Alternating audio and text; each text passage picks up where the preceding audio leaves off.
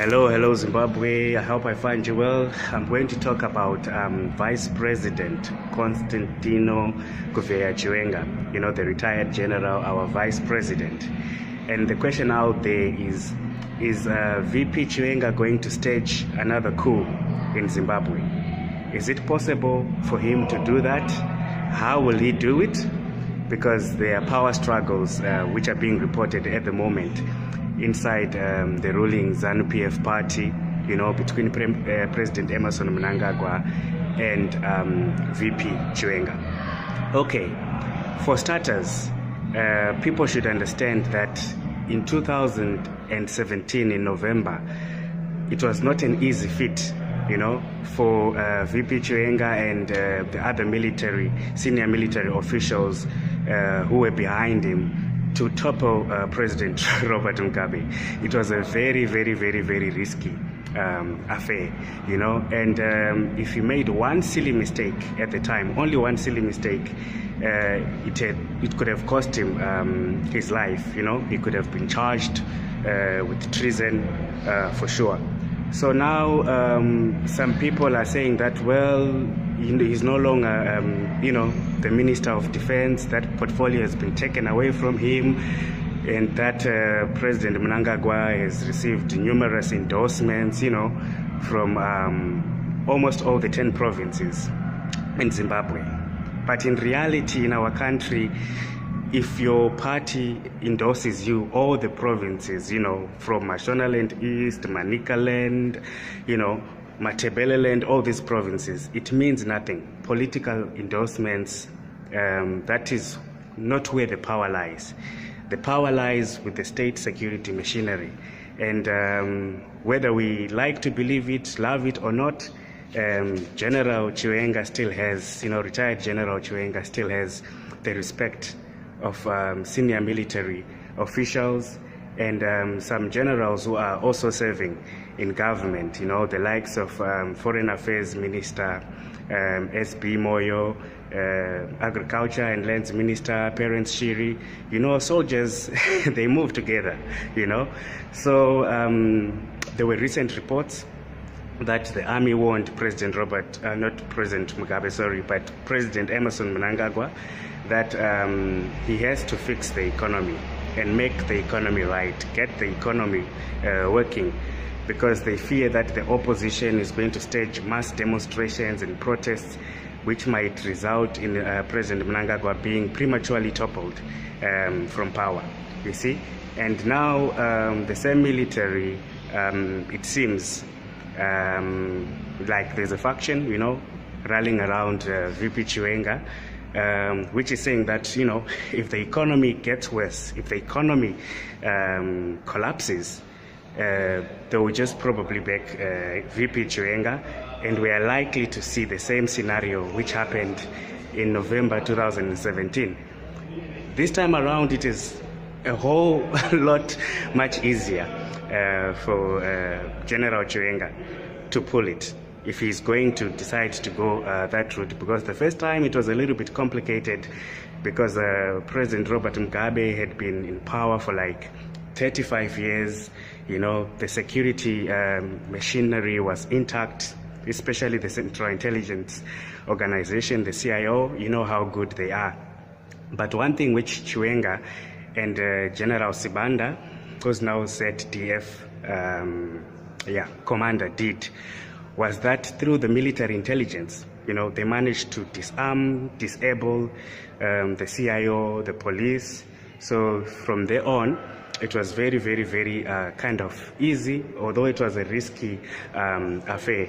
They managed to neutralize these other security departments, security organizations which were loyal to then President Robert Mugabe. Another thing which people also fail to understand is that General Chiwenga here, from our information, from sources, people who know military affairs, they tell us that he also enjoys the support of China, just like President Mnangagwa. You remember that President Mnangagwa is a trained Chinese student in military engineering, but you know, the Chinese, they don't put all their eggs in one basket. So the information is that VP Chiwenga is also like an ally of the Chinese, because a lot happened when he was in China in November 2017. You know, he met with the Chinese military chief. At the time, the media reported that, no, these are routine meetings which happened between military heads of Zimbabwe and China. But the media failed to get, you know, the information of the contents of what was discussed in those meetings. Even the Chinese media, they couldn't break it. It's very, very, very difficult. You never know what these military generals talk about, what these military generals discuss about. So VP Chiwenga does have a lot of support. VP Chiwenga does have military allies, you know. Some people think that, if you are now retired, you no longer have power. That is not true, you know. Some even become more powerful, and in the case of retired General Chiwenga, is now more powerful than ever before. I also hear that he is the chairman of the Joint Operations Command, JOC. You know, you remember that JOC is this shadowy quasi-military organization which brings together the police force, the army, the prison services, and the Central Intelligence Organization. You know, the CIO are also on the Joint Operations Command. And the general, the retired general, is said to be co-chairing that JOC with his counterpart, Vice President Mohadi. So some people think that, you know, President Mnangagwa, you know, has already scored success, that it is a sealed and a done deal. It is not a sealed and done deal, you know, because at any moment, at any time, General Chiwenga can pull this military push or military coup, if it comes to that, really, because the other information we're getting is that the general is not happy with all these endorsements. It means that he has to wait for 2023 to come and wait another 5 years to 2028. I don't think he's going to be that patient to wait for 2028 to assume power, you know. If things go wrong, if their political battles, really become vicious, I believe that VP Chiwenga has an upper hand, because the military are a team. You know, they always move together, they support one another, and this can also be reflected by this commission, you know, of inquiry, which was headed by the former South African president, who was in the country, you know, for the past 3 months, Motlanthe, I think. The military, they don't betray each other or sell each other out. You can hear from their testimonies which they gave when they were invited before the commission. They didn't blame anyone. They didn't blame each other. So the question is, will the center hold?